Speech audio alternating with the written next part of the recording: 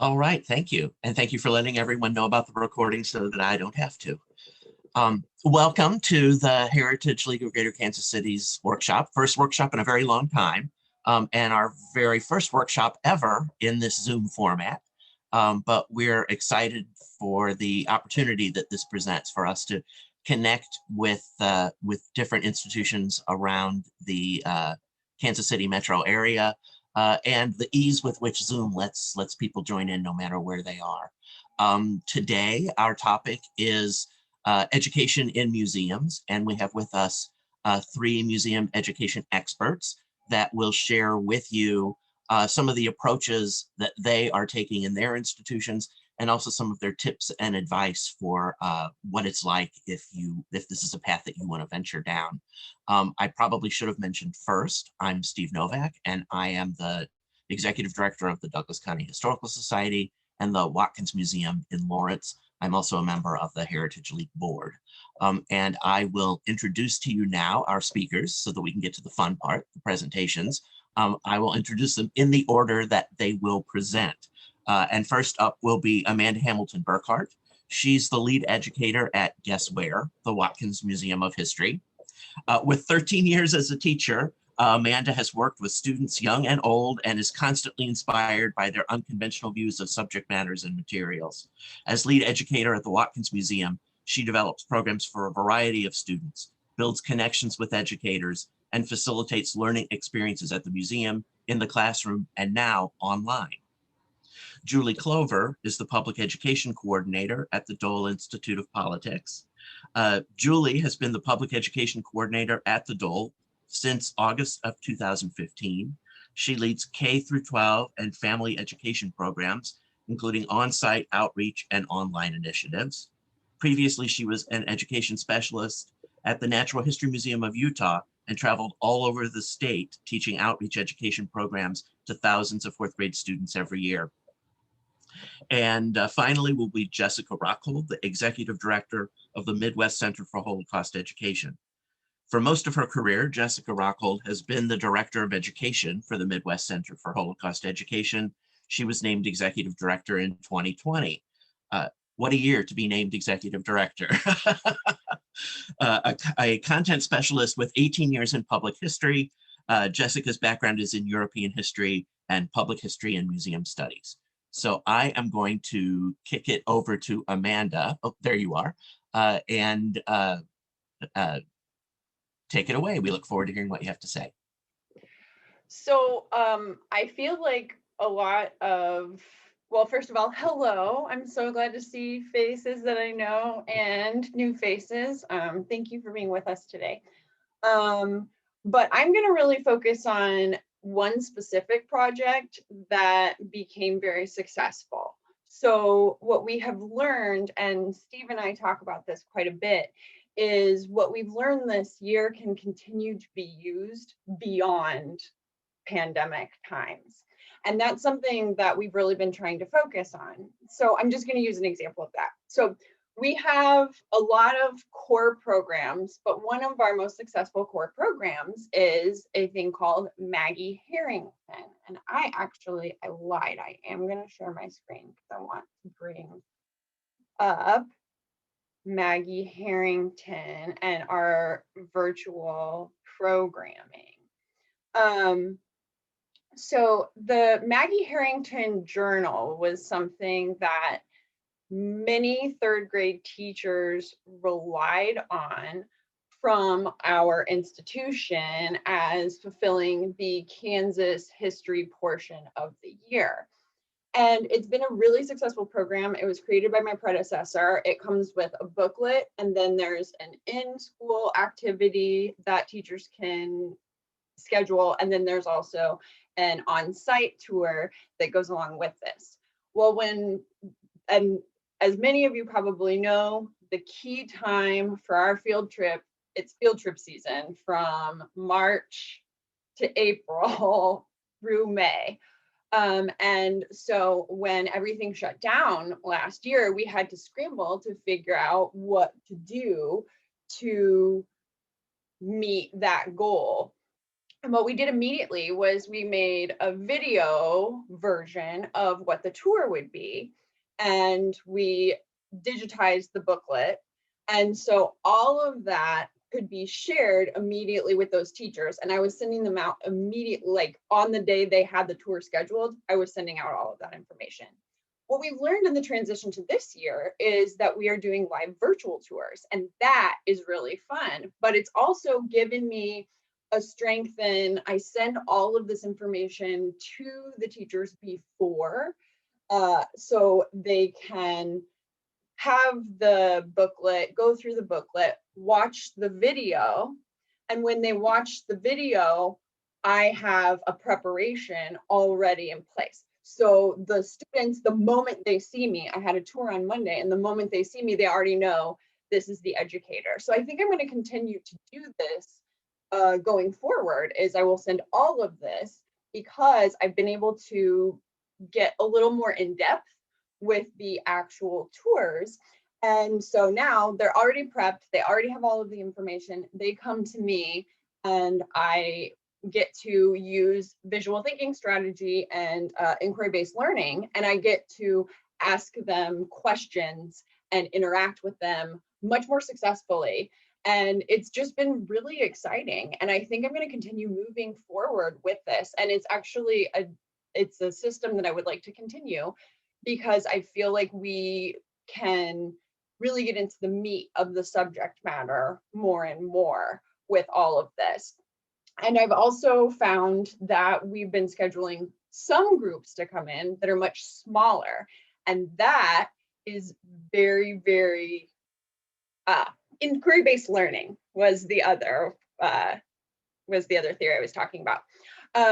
But we've been able to get much more in depth as a whole.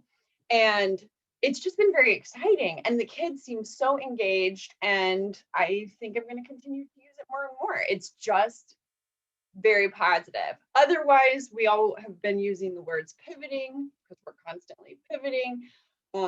But I think that it's really, I want to focus less on pivoting and more on the fact that we are actually changing. And that is okay. It's overwhelming at times. It's been overwhelming for all of us. But I think that this system is going to work much better in the future. I am connecting with a lot of different organizations across the country, people in Boston, people in Georgia, who want to have what we have, that before I wasn't as focused on that. And now I think it's making, at least our institution, it's making us more of a national institution, or what I hope is a national institution, specifically because we focus on a lot of Lawrence history, Douglas County history, but that's bleeding Kansas. That's the beginning of the Civil War. That's so many things that are much more important than just this isolated county story. It's the story of the country. And I like to explain that to all of our visitors who I get to work with. And on top of all of that, I am lucky enough that I've been able to work with Freedom Frontier. And so I spent a large portion of the year going over other institutional websites and figuring out what digital content they have. And that has been very exciting as well, because I really think everyone is providing so much. And then there are more databases being built around this. Explorable places. If you don't know explorable places, that's a great place to look. And if you work for an institution somewhere, that you should definitely engage with. And it's free, and it's a database, and teachers across the nation can look up different subject matter, and it's been incredible. So the biggest thing for me has just been figuring out how to continue to use what we've learned this year going into the future. So that's what I've been working on this year.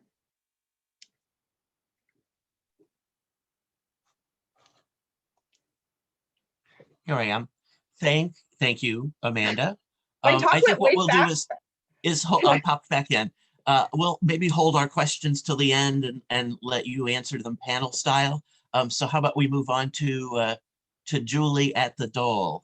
I can. Let me just do my teacher preparation here. All Turn right. the light on.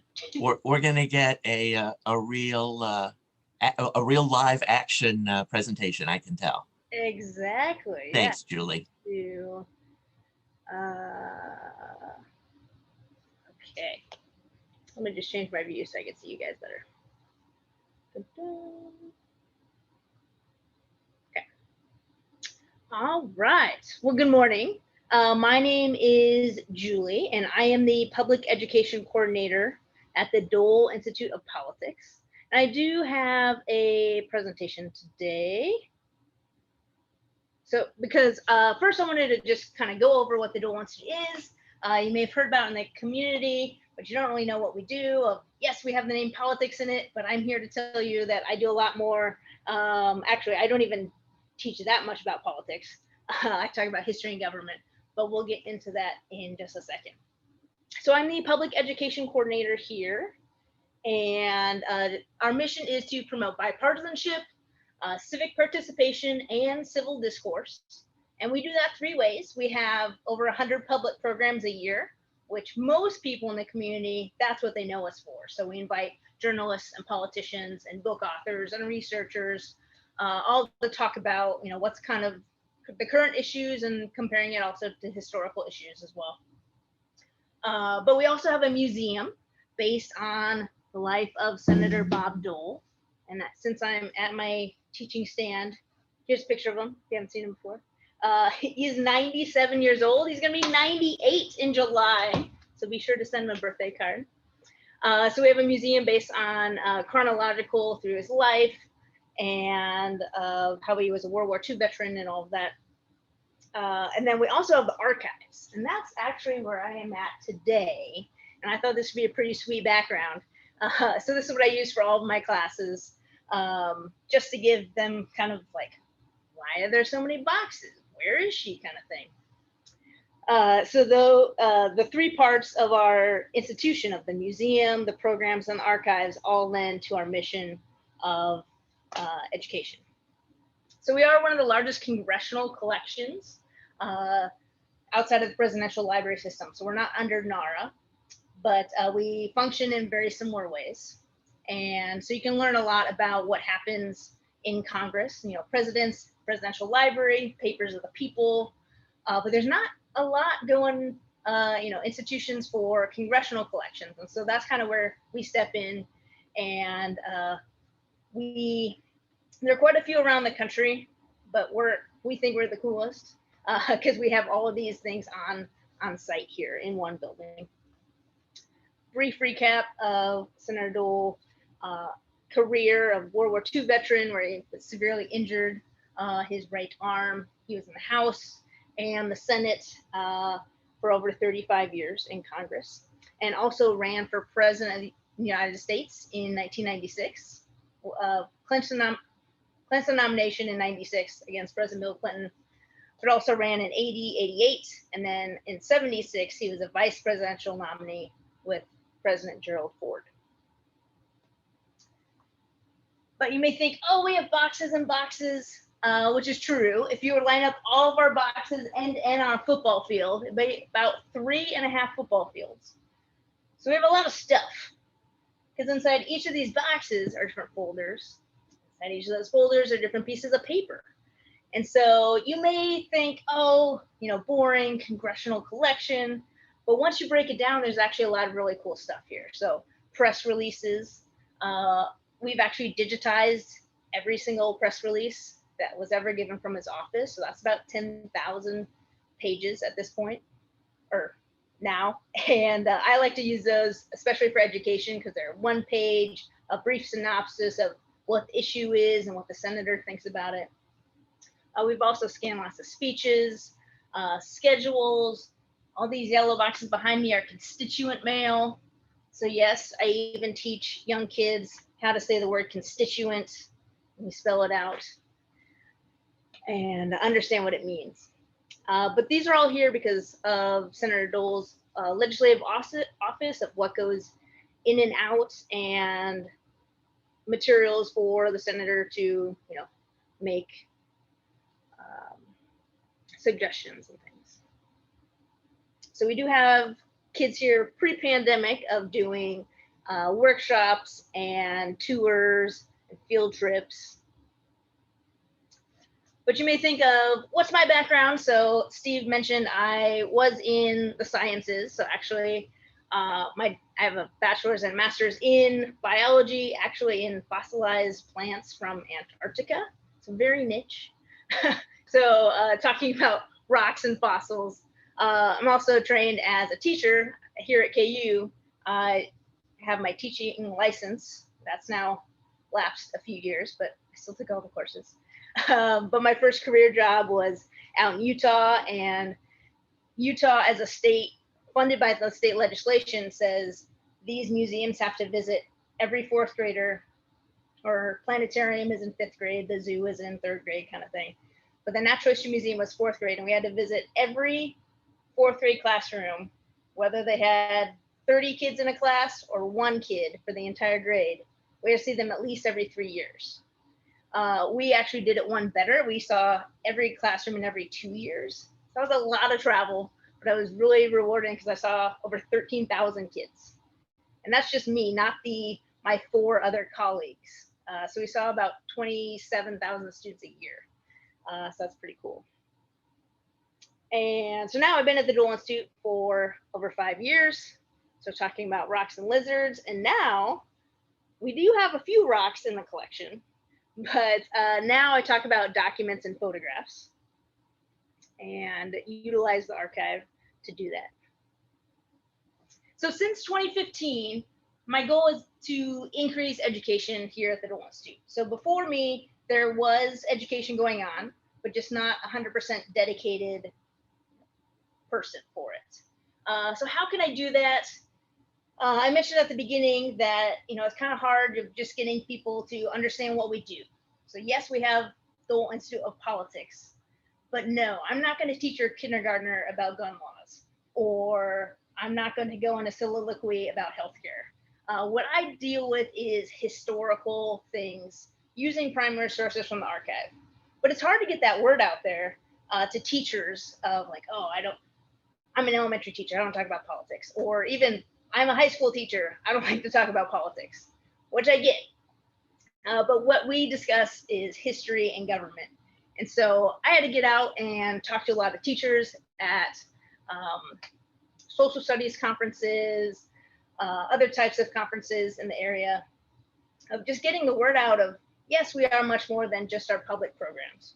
So how can I promote inquiry learning and demonstrate bipartisanship within the realm of the Dole Institute to align with our mission? So we do that 3 ways. We have the on-site, so field trips, tours. Obviously that's taken a pause for the last year. Also outreach programs, so physically going to their classroom. Dole Institute does have funds for me to travel to different schools, whether it's in Olathe or, I'm trying to think the farthest I've been so far. I went to Wichita and Abilene. So I haven't been out to Western Kansas in person, but for those farther away schools, we also do distance learning. So I was on Zoom before it was cool to do Zoom.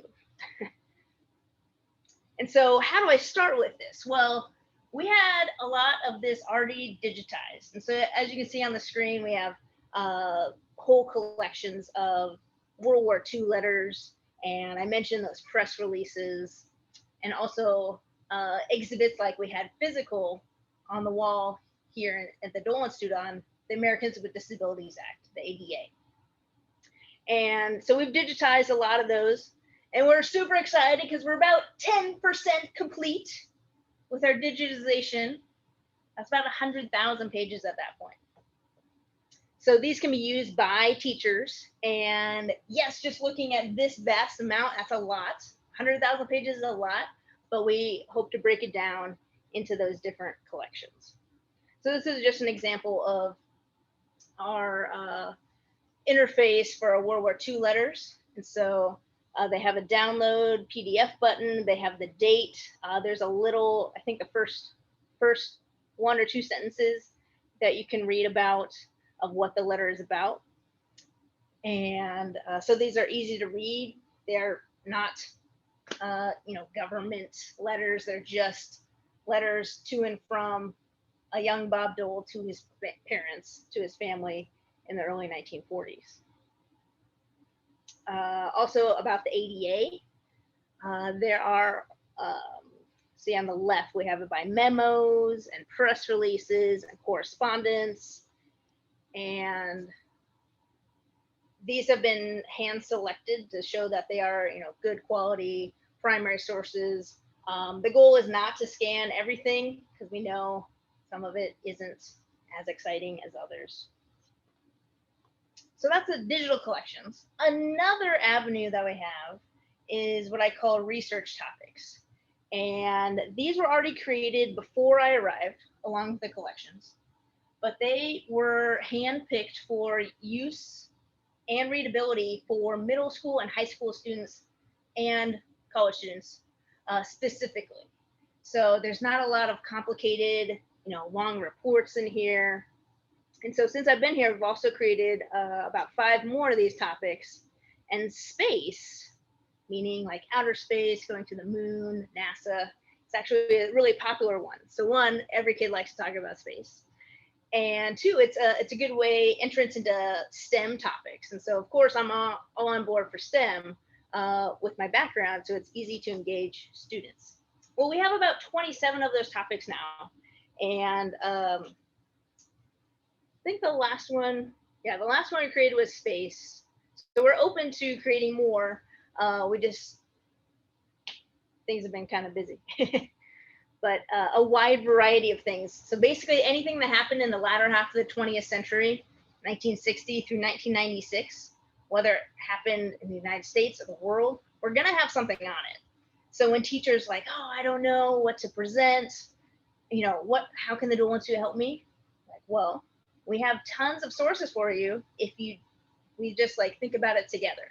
So we can even talk about the third from the bottom on the left, school lunch program, of how that came to be and how subsidized milk prices and all of that.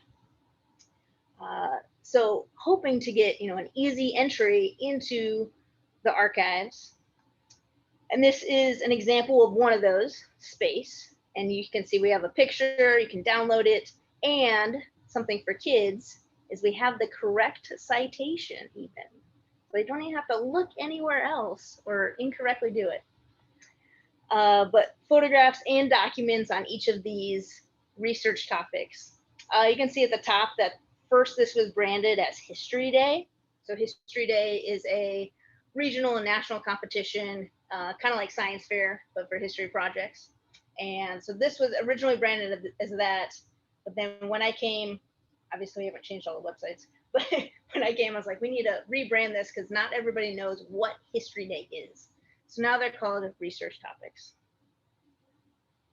Food for Peace. Senator Dole was very instrumental in food assistance programs. So food stamps, Food for Peace. So this is actually where I'm at right now. You can see the same thing. And we have aisles and aisles and aisles, as I mentioned, and they're organized into different boxes. Actually, this picture is, we have Senator Bob Dole's materials, but we also are honored to have Senator Elizabeth Dole's materials. And yes, she is Senator Bob Dole's wife, but she's awesome in her own right. She's worked in 5 different presidential administrations. Every time you put your seatbelt on, think of Elizabeth Dole, because she, in the 1980s, was Secretary of Transportation and helped pass the safety trifecta of seatbelts in cars, airbags, and raising the drinking age to 21.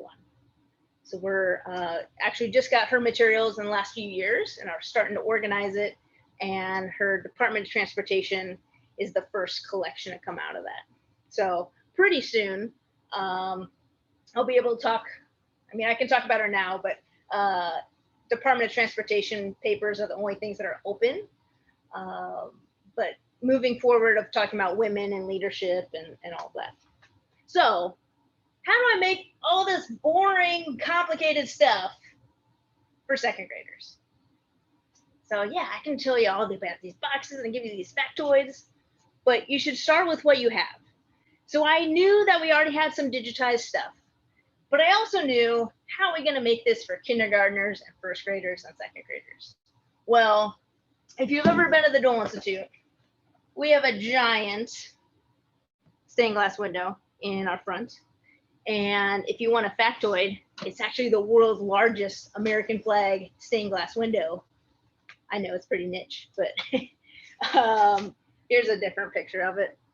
And so this is a great entrance point of, even though it's not necessarily about Senator Bob Dole or about government, we can talk about the American flag because every kid loves the flag. So we have crafts, and this is a giant puzzle that created a few years ago.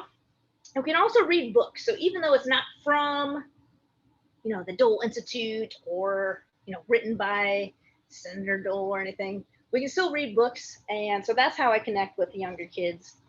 Also, we have the Stars and Stripes game. So I mentioned that big puzzle.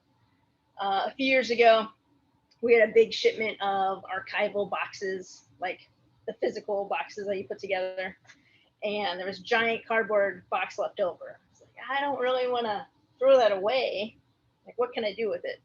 So I held on to it for a few months, and I was like, aha, can make a flag out of it, and we can cut it into puzzle pieces. So I actually made 4 of these flags. It took a whole summer to paint all of these because they are correct and they're stars and stripes and all of that. But turn this into a trivia game of put trivia questions on pieces of paper. The kids work together as a team to, complete the puzzle. Kids love racing, so automatically they already love this activity. And in late February of 2020, I actually contracted to make a very good plastic version, since these were made of cardboard and they're kind of tearing up. And I was super excited. And then the pandemic hit. So literally only one group of kids has used it so far, but I'm sure we'll get there. So how do I bring in the archive for all of this? So we can look at a photograph. We could look at a document, but it'd have to be really easy. And a lot of our photographs are just like staged event photographs where like they're saying hello and waving. So how am I going to make all of this interesting? So think these are just some questions because I'm going to show you the picture actually right now. So we want to think of who and what and why are these people in this picture, and do we recognize anybody? Can we tell what kind of clothing they have by the season of the year? Where are they? So I'll give you guys just a few seconds to just peruse this picture. Figure out if you recognize any people. I'll give you a hint. I only know one person in this photograph. We can tell what time it is. There's something on the table. Do you guys, anybody want to shout out some observations and make some inferences today? Well, it's obviously, is it a birthday party? It is. Okay. And Bob Dole is the one person that we recognize. Correct. Right. Good. So which one is he? The one in the center in front of the door. Yeah, he's coming through the door. What emotion does he have? Is he mad? Is he excited? Is he surprised? Yeah. Yeah. And we can also tell kind of by the body language of other people that they are happy to see him. Also teach about what time. So analog clock reading. What time it could be. Is that, oh yeah, on the chat it says Kansas State seal on the wall. You are correct. So we can talk about, he is representing the people of Kansas. And do you think this is 4:25 in the morning or 4:25 in the afternoon? Do you think these people would be as happy if they were eating cake at 4:25 in the morning? I don't think so. So there's lots of observations that we can make. There are women in the room.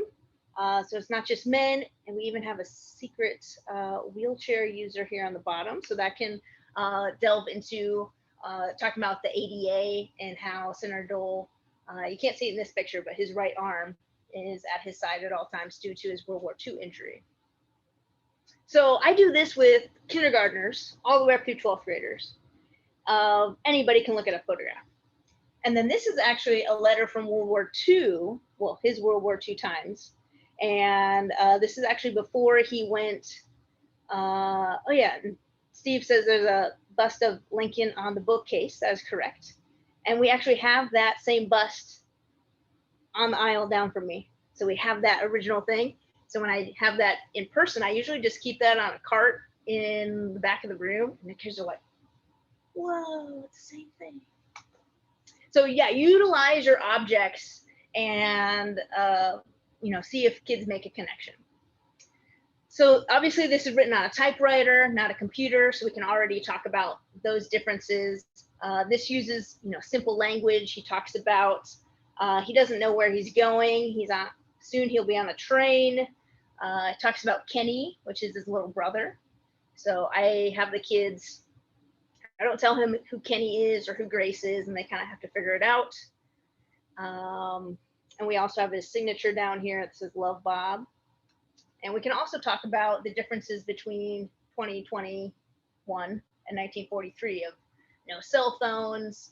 I hope Grace doesn't come to wrestle this weekend, hoping to see me there. I told her not to plan on coming unless I called her, talking about landline phones. You can't just call them up and say, hey, I'm going to be late, like a cell phone.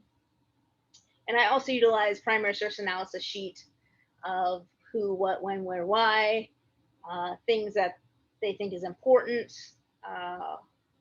what was happening in the United States or the world during this time period. So that's the elementary, those are just questions related to it. Those are elementary examples. And then once we get to upper elementary and middle school, high school, we can actually look at this constituent male. So I mentioned we learned what the word constituent means, a member or a part of something. And student constituent male is actually like a gem, a hidden gem, because there's not a folder that says, these are all the student composed letters. It's really hard to find them. They're usually within individual topics, like in the space folder. There is this 6th grade class in 1972 wrote their senator about whether they think we should go to the moon or not, or continue to go to the moon. So that's a great resource, but I had to find it over a few years. Also, we have some more student letters about pollution and, environment things. So I utilize those as well to talk about, 1, how to write a letter, and 2, why letters are important. So it gives our opinions. So this is a kind of how to write a letter tutorial. And this is actually from a Girl Scout, which is perfect because we do Girl Scout programs now. And so this is an easy to read letter, not a lot of complicated stuff going on, but we also put things on the sides to say, hey, these are important things to include in a letter. So this could be a standalone activity, but usually I put it together with, a letter to look at, to analyze, or the photograph. Then when we get into secondary primary sources, we can kind of get a little more upper level of looking at still easy to read things. I usually go for things on a typewriter as opposed to handwritten items, because a lot of kids today can't actually read cursive either. So the one on the left is a Dear Colleague letter. So this was sent to every member of Congress. We have, it's on stationery, we have this letterhead at the top, we have a stamp. This letter specifically goes into the different titles of a civil rights bill in 1968. So a lot of kids know, civil rights was happening, Martin Luther King Jr., all of that. And so this gives them a good introduction to how to read something like this in a analysis format, but that also isn't too complicated. As opposed to the one on the right is another constituent letter talking about the right to vote at age 18 or age 21. So I have a class, it's called Before the 26th Amendment, and we look at those two dichotomies of before the 26th Amendment was amended to the Constitution in the early 70s. The right to vote was at 21. Well, obviously, a lot of letters came into Senator Dole saying, you know, our kids are dying in Vietnam War, they should be able to vote, versus other members of the public, specifically the tandem to this letter is a housewife saying, my kids don't know nothing, we shouldn't entrust them with anything until at least they're 21, because they have a job, they may have a family. So take these two letters that both have good and valid points, but are also easy to read because they're only one page, and have the students debate those. So first they read them, and then they kind of take on that persona of Mr. Terry Howard from KCK or Mrs. Reuben Peters from Garden City. So have a debate of those two sources. And so this is our World War II memory wall. I like that picture, the pointing, you can actually see President or General Eisenhower. He is a native Kansan, so he's up on our World War II memory wall. And then we also have students come and actually look at the real primary sources. So obviously we have lots of eyes to watch them, but it's really cool for them to look through the actual sources and touch them with their own hands and all of that. I also have a digital breakout, so trying to do different educational things here. Escape rooms are super hot. How can I make that online? And it was really fun to make it, and it's still up there. I wouldn't say it's getting a lot of traction, but it is still available, and it not only combines riddles, but also Senator Dole trivia questions and all that. So I mentioned the things that I use in the classroom, and that's what I call document discovery, and those are available on our website, but only the sources themselves. Of course, I'm going to keep all the secrets of how I teach the program. I'm not going to write out a script and post that online, because I want to, engage in the students and have the teachers contact me. But it is available if they want to use it on their own. And so that is downloadable, talks about the description, the question, and I can do any grade, kindergarten through 12th grade, or even come out to your school. So I mentioned before the 26th Amendment. Actually, we went through all three of these classes in those sources that you looked up before, talking about the ADA, the right to vote at age 18 versus 21. Intro to research methods is that civil rights letter. That's more for middle schoolers, and if we only have time to look at one document. The two other programs have 2 or 4 documents to look at. So it also depends on the time period. But no, the pandemic hits. What should we do? Looking back, so I created this video series. I was on Facebook Live for 30 minutes. And looking back, I can't believe my first one was on March 30th. That was really fast. So I guess I'm proud of myself for, doing that. But now that we've been in this for over a year, I was like, wow, I put that together pretty fast. Topics range from flag to sports, everything. But those were already activities that we already had. It just wasn't in like a 30-minute long format. They were activities here and there that I kind of pieced together. But now I can utilize those, like, hey, you want a topic about sports? We can do that. Senator Dole was a 3-sport athlete in high school and college, so we have a lot of material. But of course, Zoom for the win. I was already doing distance learning classes, but I actually got really good at it. Hopefully you're observing that right now. This is actually my setup that I'm looking at, that picture there. So I have a cart, so I'm not super fancy. I don't have an entire studio, but I have a cart and a speakerphone and, props to make it more interesting. I also share my screen sometimes. I got a poster on an easel right here with some other materials. So I haven't had a lot of school, like public school, private school groups, whether they're, well, 0 in person, but also virtually. But I've really seen our Girl Scout program take off this year. So we were a community partner. We hosted a few in-person events, as you can see in the pictures on the bottom. But also a brand new democracy badge came out, I think at the beginning of the year 2020. And I had known that beforehand, so I was kind of putting stuff together. Pandemic hit, how do we do this? So I modified it for virtual, but modified activities we already had. So I took a lot of the Discover with Dole video series stuff. I took a lot of things I was doing, you know, outreach in schools, and just kind of put them all together and created 2-hour long programs. Now I don't have the kids sit in front of a computer for 2 hours. We meet in two sessions. But I focus on the younger kids just because there's more Girl Scouts in those ranks than until you get older. They just drop off in enrollment. So we have a few democracy badges. Also celebrating community is something that we can talk about here at the Dole Institute, of looking at a landmark and, you know, being involved. And then inside government is also another badge.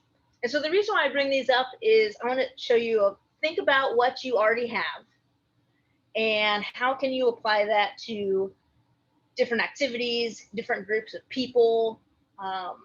Basically, these are all interchangeable. I use the same introduction for all of my programs. So, you know, I have all of my posters and pictures and talking about Senator Dole. And yes, I changed the language for elementary kids versus secondary kids, but it's basically all the same stuff. So it's kind of like interchangeable machine parts of what can you create that can be usable for different groups. Obviously, Girl Scouts of Northeast Kansas, Northwest Missouri are also on board, and they've given us some great promo for that. And I do have a clip. I'm not going to show it unless you really, really want to see it. I don't necessarily record. I don't record any program. I did record this one program because it was for a local Girl Scout troop. And I asked them, like, hey, it'd be great to put this in a recording. But usually I don't, just because I don't want to mess with parent permissions and all that. But out of that has actually come a really great collaboration on the democracy badge. So, you know, I tell them how to write a letter to their representatives, and I give them some options. I say you can write to the governor, you can write to an elected official, or you can write to Frances, the first cat of Kansas. Governor Laura Kelly of Kansas has a cat. She has her own Twitter page and a public address at the governor's mansion. And so the girls love writing to Frances. So they're not only completing, you know, letter writing skills, learning how to write a formal letter, asking questions, but they're doing a little fun in the process too. So these are just some examples of kid letters that were sent to Frances in Topeka. And so now I have contact with the person that receives them, and I'm told that Governor Kelly reads every single one of these. And so it's become like a great partnership that I didn't know would happen, but just glad everybody's on board. So far we've taught over 700. Actually, I had 15 last night, so make that 735 Girl Scouts. Usually they're focused on the Kansas City area, but actually, because of Facebook and social media, that information gets out everywhere. And so last night and earlier, my spring classes, sometimes like 80% of them were not from Kansas or Missouri. So just really cool to see how this program has flourished. And briefly on, you know, we do tours, we do workshops, we have all of our public programs on a video archive on YouTube. So how have we done? So I started in 2015. We're exponentially growing, doubling every year, and then the pandemic hits. So things have gone down a little bit, but I'm happy to say that 2020 levels are roughly the same as 2017. So we're doing okay. We'll bounce back.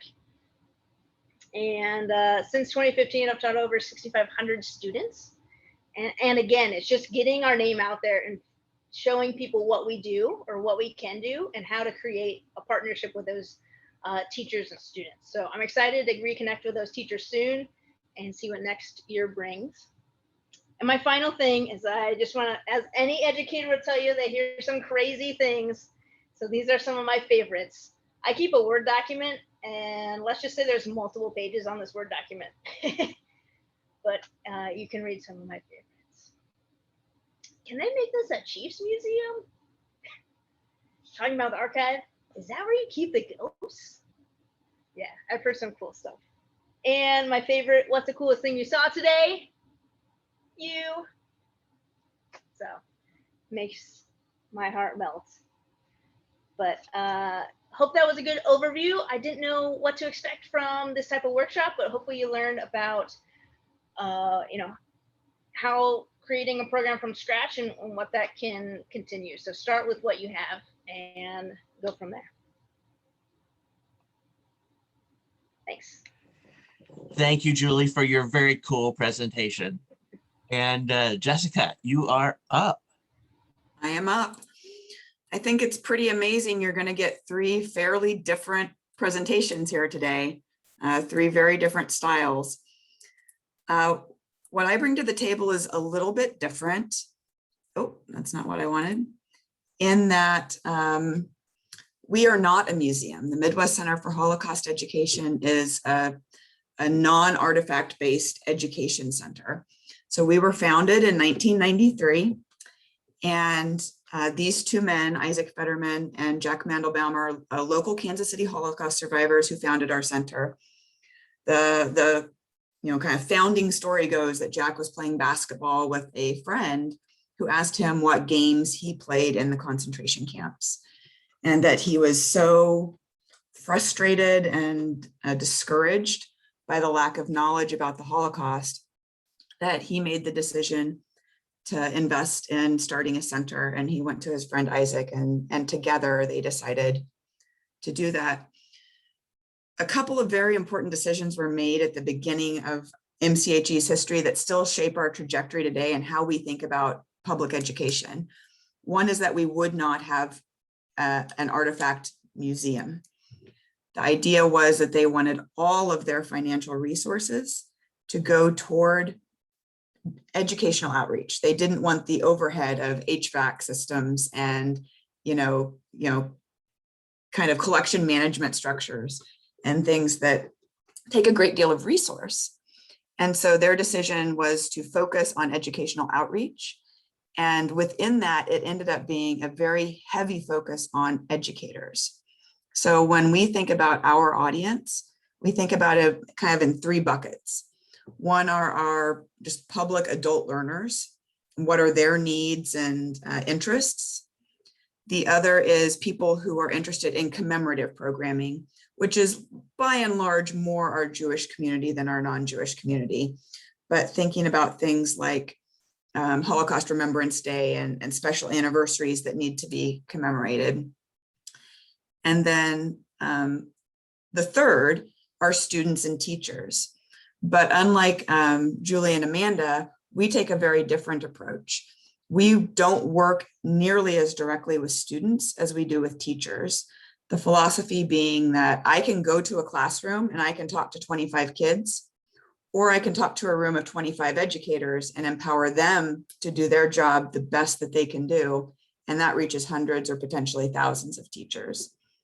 So for a very small team, MCHE is only 3 people and only 2 of us are program specialists. So for us, from a resource standpoint, that was the wise decision, is that we need to educate as many teachers as we can, and we need to be their resource and their partner and helping them to deliver the education to the students. So what I wanted to do today is highlight a few of our programs, not everything we do, but a few of our programs that have drawn national attention. things that other places are emulating or coming to us as consults because they like what we're doing and they want to replicate it in their space. One of those is our White Rose Student Research Contest. This is not dissimilar to what Julie was just describing about some of her research-based topics. So there's some overlap here in the way Julie's thinking about that research and the way we're thinking about it as well. This is actually a 26-year-old program, but it's evolved really significantly over those 26 years as education has evolved significantly over those 26 years. Currently, it is, so it started as an essay contest, and this year we added for the first year a documentary category. So we're looking for multiple learning styles, how to engage students in a multiple learning style system, but in a variety of classroom settings. Because we work with teachers primarily from language arts and social studies, but we get art teachers, we get psych teachers, we get a whole range of disciplines. And so the concept behind, or our thinking behind this contest is that it is empirical research. We want students working with primary source documents. We want them doing hard thinking, critical thinking. And the question is always framed in our mission-based thinking, that it is absolutely historical, it is absolutely focused on the Holocaust and bringing it to a survivor. So the theme itself is conceptual and it's about our mission. But when we think about the implementation, and this is true across the board on our professional development work and our school programs, it's skill-based. So we're looking at state standards, we're looking at district standards, and we're saying, what are the skills that you're needing to teach your students? You can do it with our program.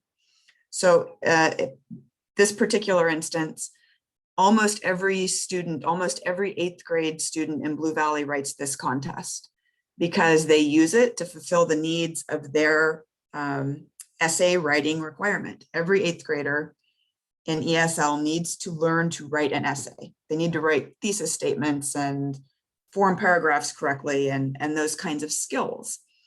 So we ensure that our instructions are set up to help those teachers justify to their administrators, okay, I'm spending a lot of time teaching the Holocaust, but I'm hitting, all of these standards in my ELA checklist. We also took the next step. So we work a lot with 8th grade language arts and then high school social studies. That's the majority of our student population. For our high school students, we know that a great many of them come out of AP and IB classrooms. They're the advanced students by and large. And so they need to learn to write document-based questions. So we pivoted and we made this entire structure based on a set of concrete documents that they must use every year so that we're hitting standards in the high school as well. So in that way, we're trying very hard to remain true to our content while empowering the teacher to have no barriers implementing it in their classroom. We've taken the additional step. Our philosophy in educating teachers, they are experts in education. They have pedagogical approaches that they are comfortable with, that they are familiar with and like to implement in their classrooms. Our model at MCHE is that we teach with those inquiry-based methods, or we use those skills, but we don't teach those skills, we just model them. So our approach is heavily content. We want teachers to gain historical content from us more than anything. So the next step in this essay contest evolution was that we developed a specific workshop that we run on an annual basis, that teachers come and we fully deconstruct all of the documents related to the essay contest.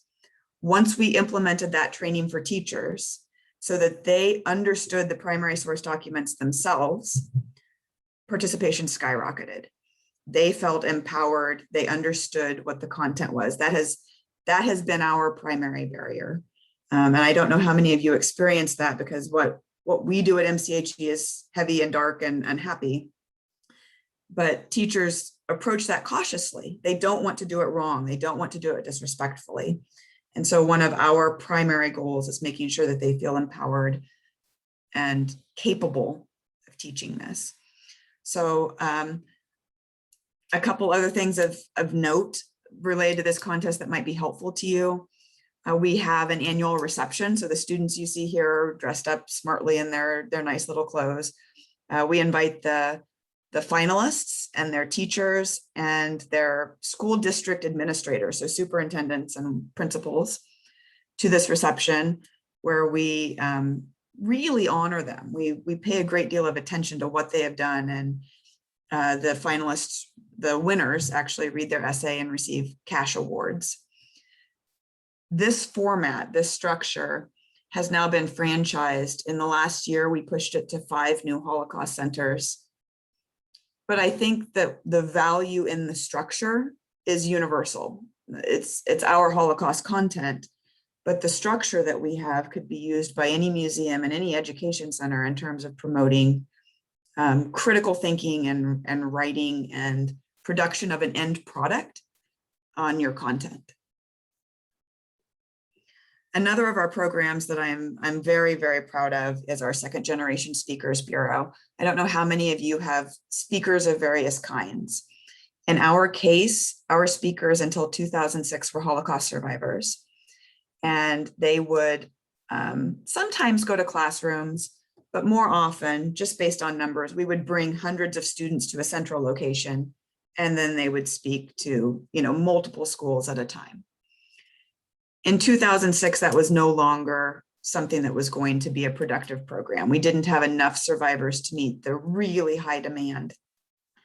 And in our field in Holocaust education, this has been a particular concern, that what happens when the survivors aren't here to give their testimony themselves? Does it in any way diminish the truth of what happened, the kind of tangible connection to meeting and seeing somebody that experienced this?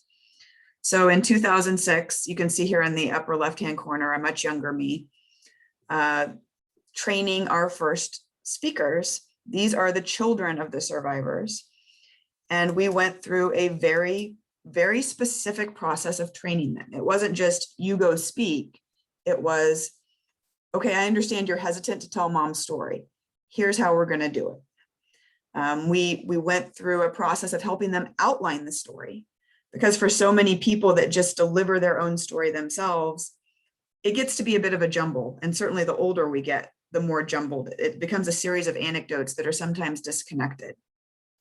So we worked with them to help them really understand the timeline of this story and tell it in a narrative, linear fashion that was really a positive change for the Speakers Bureau. And teachers responded really strongly, very quickly. Because in some ways their students were getting more concrete information. They maybe weren't getting that same emotional kick from having met a survivor, but they were getting a more historically based presentation. Over the years, this has absolutely skyrocketed. We speak to thousands of students every year. Before 2020, I had a few speakers. You see this man in the kind of blue lit auditorium. He had driven way out to Western Kansas. Like, he got in his car and he went. But over the last year, we've been retraining our speakers to deliver by Zoom. So that has not only met our local needs, but now it empowers us to tell the story anywhere. So when we get that call from near the Colorado border, it's no longer, I don't have anybody who can drive that far. It's, yes, what day and time do you need us? So it's been very empowering in that way.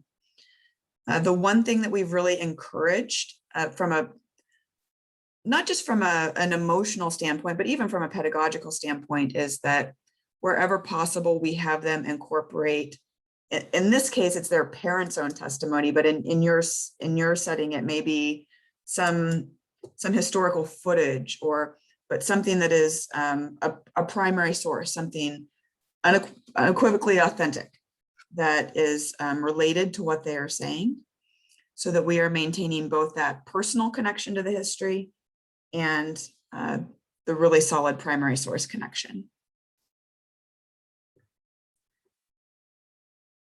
We maintain a group of educators called the Isaac Fetterman Holocaust Teaching Cadre.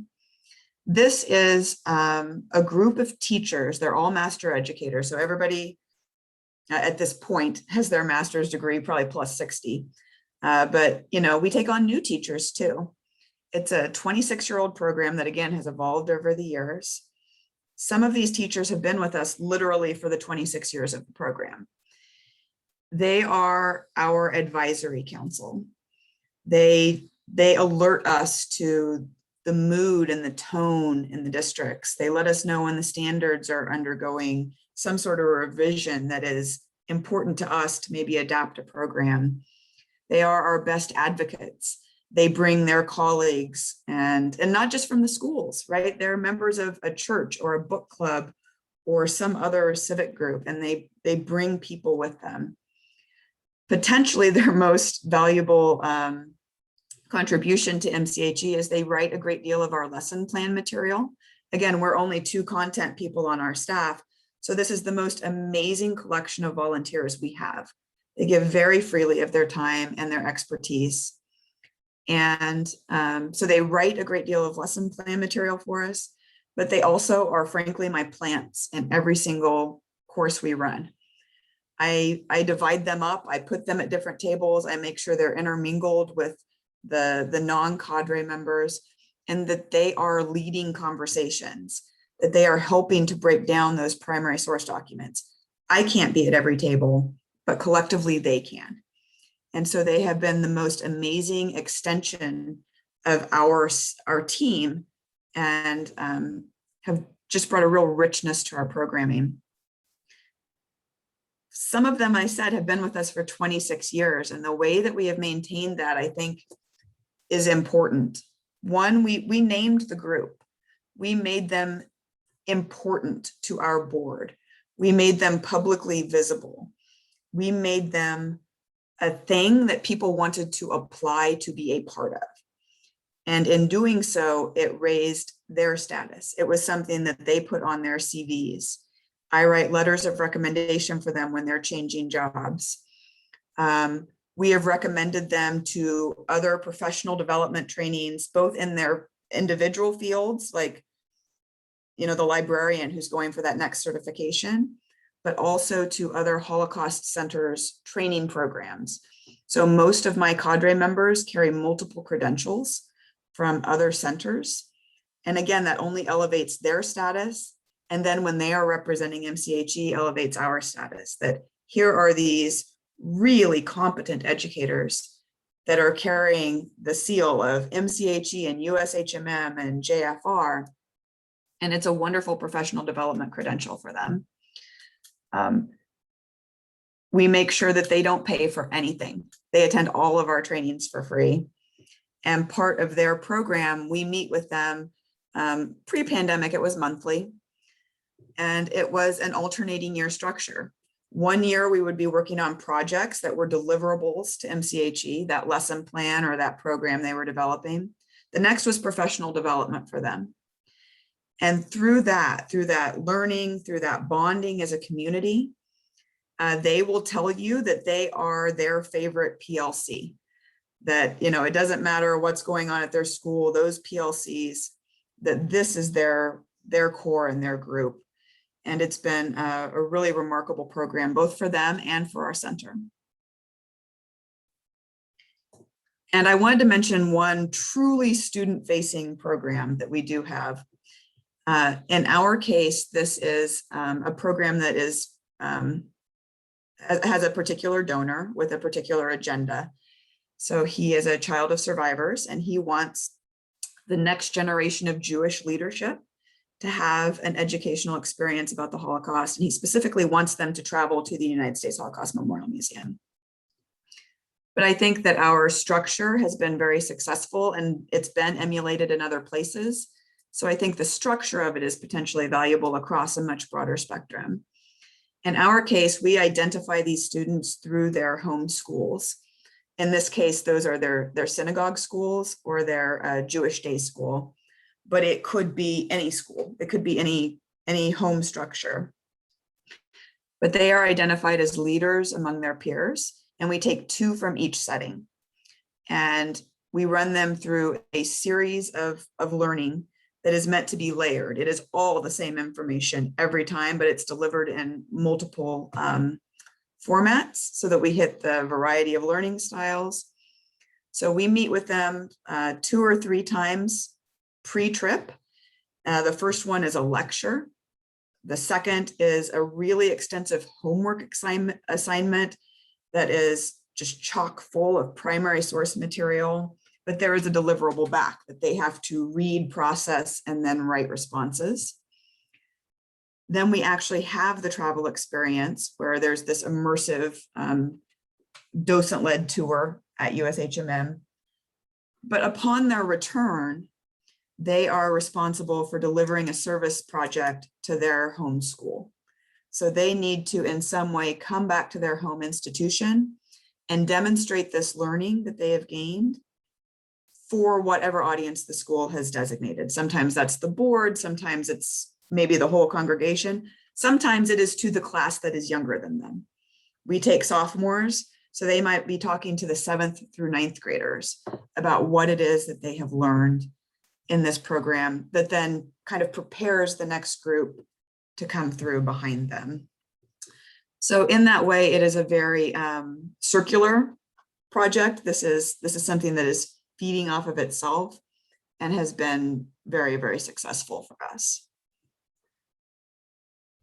In general, our professional development model is that we have our standing programs. Every summer, we run a summer institute for teachers. Every year in the fall, we run our essay contest document learning. But also every year, we make sure that there are at least 2 to 3 special topics learning opportunities. Something that if you have taken these other things, you will always find a new topic. You will always find a reason to come back and learn and engage with us. We strive very hard to make these free to no cost. I don't know about your institution. We have always struggled with, do we add a tiny cost to ensure that people actually show up? Or do we truly make it free? And so we bounce a little bit back and forth between those 2 things. Sometimes we do have a nominal cost just to ensure that they're following through and coming.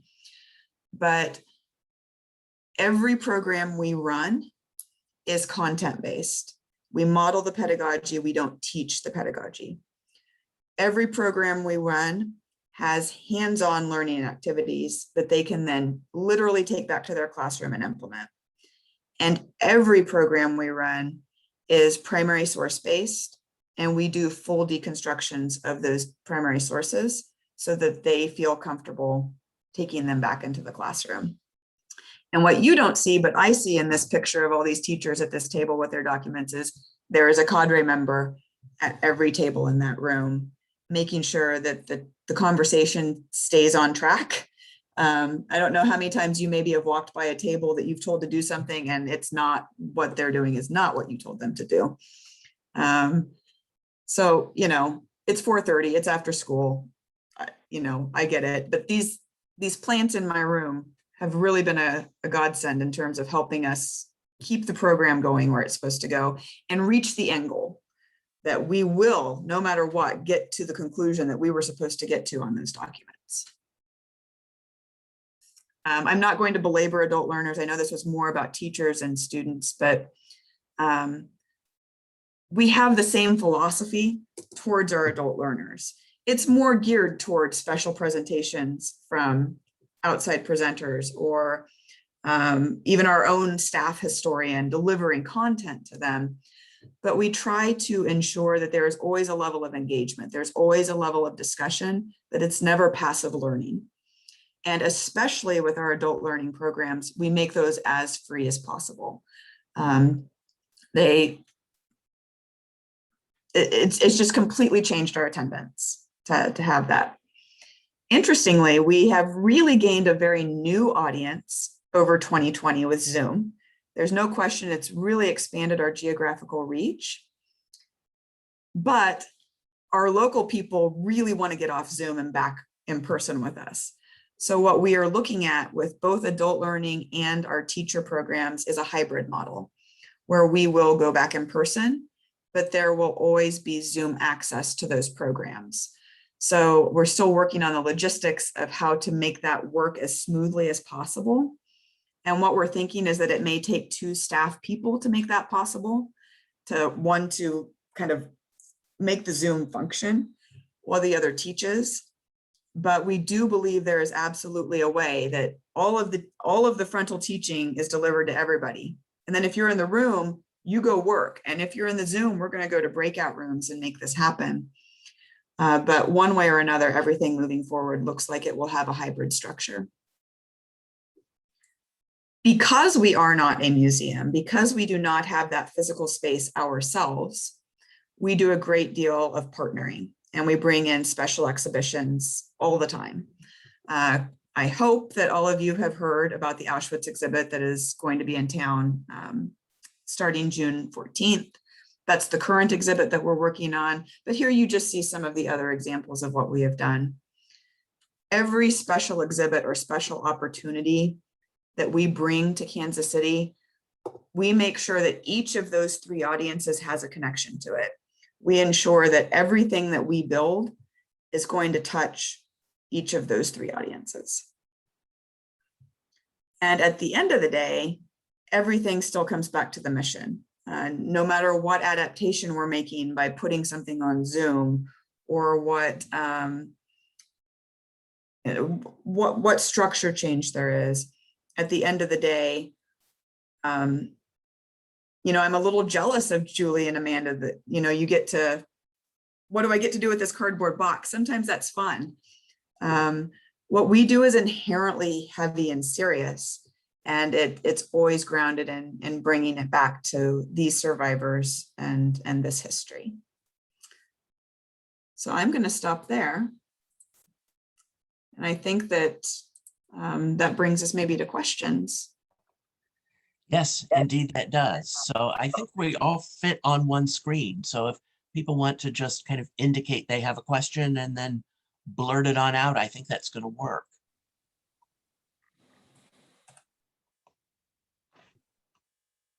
Well, I'm going to start with a question then. And I want to thank you, Jessica, for reminding us also of the importance of thinking about how we can educate educators and help them to feel comfortable with the kinds of materials that we can provide. So often we just think about working with the students, and that makes a difference. And this question is about educators. I was wondering, are you finding now with the pandemic and the emphasis on distance learning that teachers are asking for different things, or has it been up to you to anticipate what their needs would be? And that would be for any of our presenters today. Well, I'm unmuted, so I can start. I would say that in general, communication from teachers is just down. They're overwhelmed, and we aren't hearing a whole lot from them. So I have the cadre, and I can go to them and say, what is happening on the ground? What do you need? So I can be responsive without having to broadly survey everybody. So that's been very helpful for us. Stephen, Will, you are going to hear from me tomorrow about how we are now going to start a cadre, because this sounds like an incredible idea. This was my whole issue this year, is I'm emailing and emailing and emailing, and my teachers are just tired and they don't have the time. So like, if I had something like that, that would be incredible. That's a great consortium that you have there. I might add, we also, it works differently, but we have an academic roundtable that is like the university version of the cadre that is similarly helpful. So it's just another idea. Yeah, I just repeat that of, teachers are overwhelmed, and even though what I'm or any of us are presenting are standards based and good things to learn and good skills, it's just they're still teaching about math problems and how to write, and so inserting a special program in is, like, I understand, is just too much right now. So hopefully it'll kick back. But. Excellent. So sort of what I am understanding is that if we're going to serve students well, we need to be able to anticipate teachers' needs. We need to build our systems that allow us to do that. Mhm. Thank you. Other questions?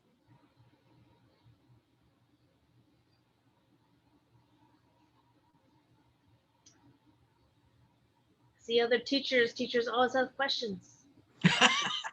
I have a question for Jessica, and I apologize. I've been I have to admit, I'm at the front door, so I've been greeting people and everything, so I may not have heard everything you said. Why a cadre and not docents? We don't have a museum. So our needs are probably just slightly different. Although I think that there's room for both, even within a museum setting, because the way the cadre functions for me is just different. They're writing lesson plans. They are my advisory council, essentially. Think of them like that.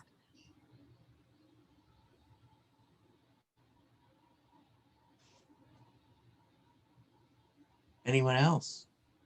I have a question here in the room with me. Let me see. Bring it up.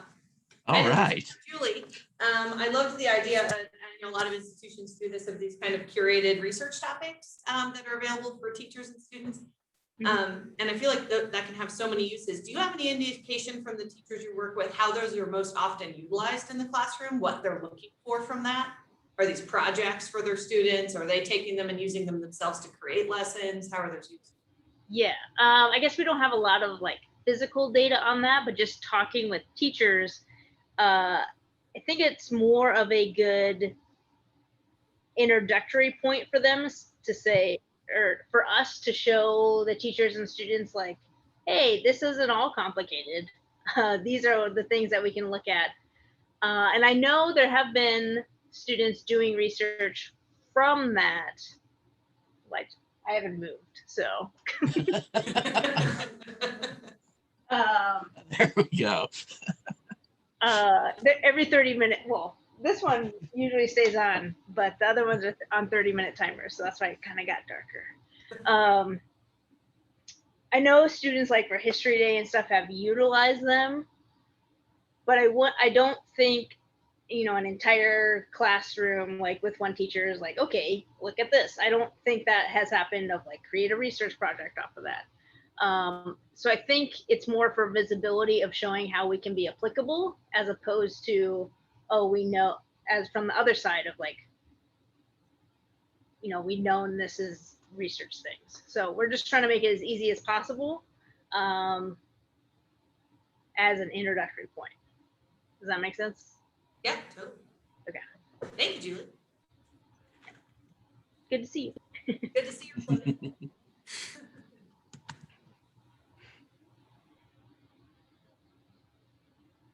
All right.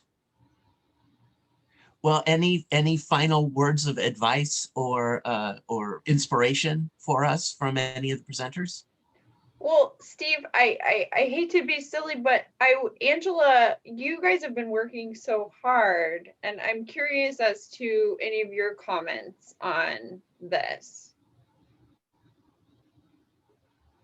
and how you function this year.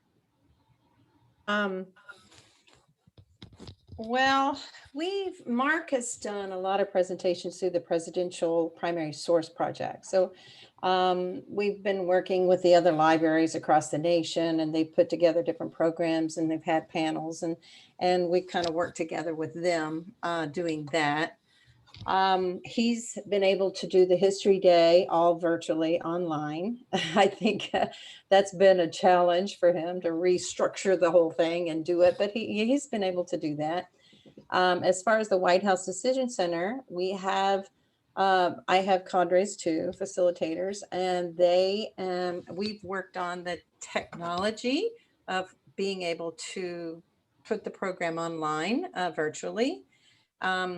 It still requires a lot from the teachers. So if the teachers have done the program before, then it works well. But if the teachers have not, it's not something we can just go out to the public and say, you know, we've got this, because they still have to assign 8 different roles to the students. They still have to create 8 different breakout rooms. We still have to move them around to different meetings. And so it's pretty much involved, but we did shorten it about an hour. So it's like 2.5 hour simulation, and it is flexible. We can do, you know, 30 minutes to an hour at a time. We could do it over a period of days. So it's very flexible. So teachers can use it that way.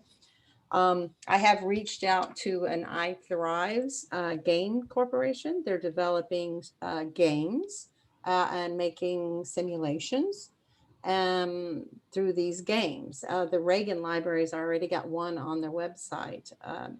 It's called Lives in Balance, and it uses pretty much the same format. It's got 6 different roles. They're playing like the governor of California, the governor of New Mexico, and they're trying to decide how to handle this pandemic, you know, and how do they work together. So it's pretty good. So I'm hoping to develop maybe a shorter version of ours that can go online and just go on our website, and teachers all around the world, like you say, reach out nationwide and be able to share.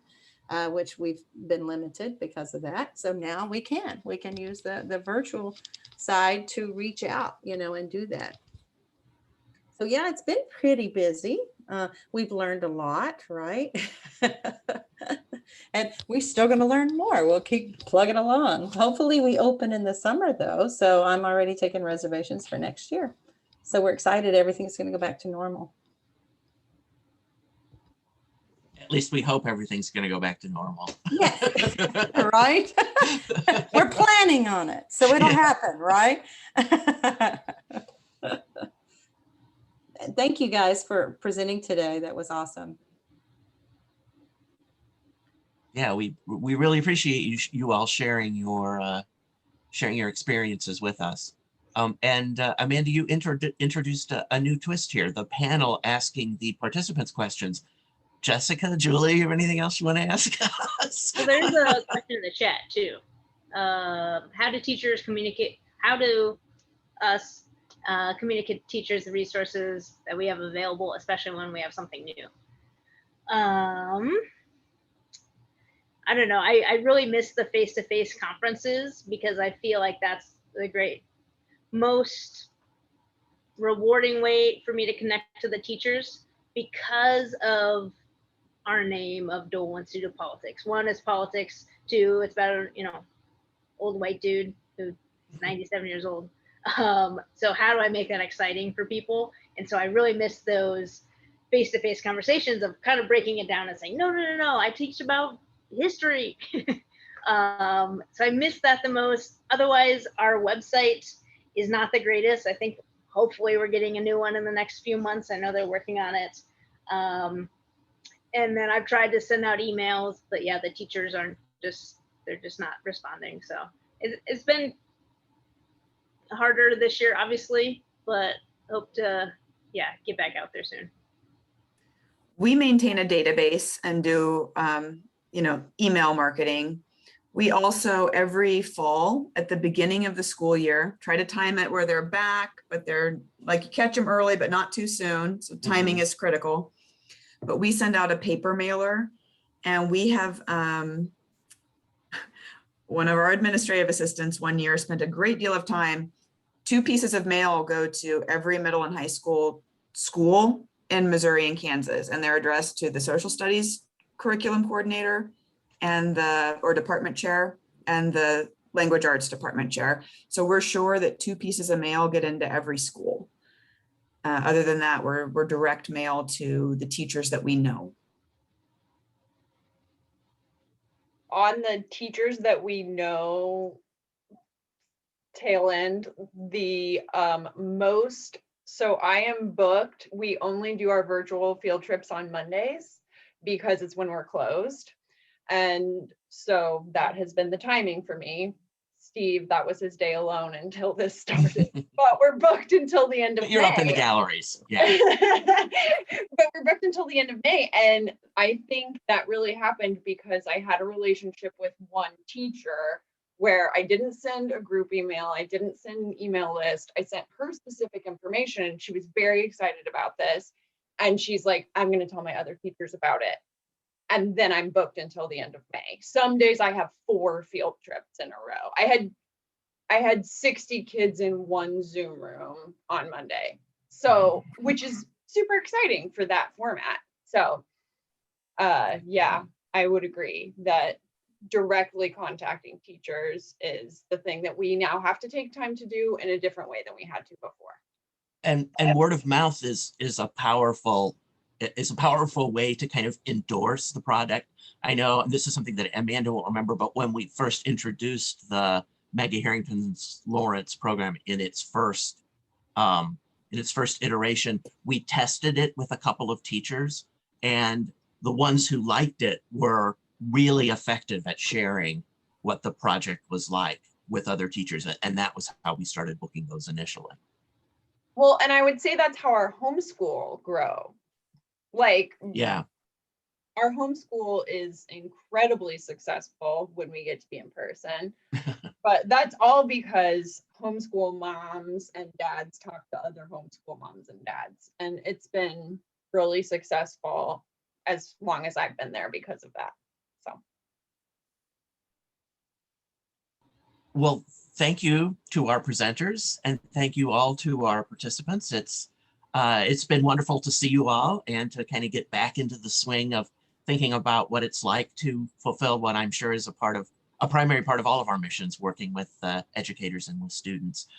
Andrew wants me to remind you that there will be a survey that follows this for participants, and also a link so that you can get to the recording of this to share with any colleagues that you might think would find it helpful. Andrew, is there anything else you want to add? I would just say we'll see everyone on May 19th for the spring mixer. We have a lightning round panel set up, and then we'll be doing some virtual breakout rooms to meet some new folks. It's a joint meeting with the Kansas City area archivists. So there'll be some new faces there and a great chance to network and meet new colleagues. And it'll be fun too. Right. All right. Well, thank you all so much. It was really great to see you. Have a great day.